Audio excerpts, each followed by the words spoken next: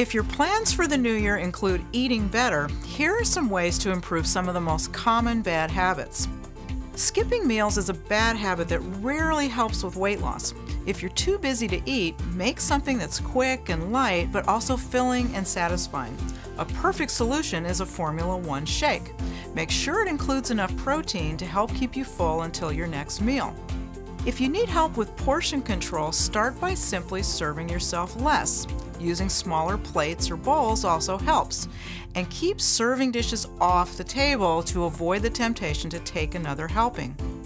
Be a smart snacker. When it's done right, snacking can help you control your overall calorie intake by keeping your hunger in check. Try a snack with protein to help satisfy hunger. Staying hydrated is important for your health.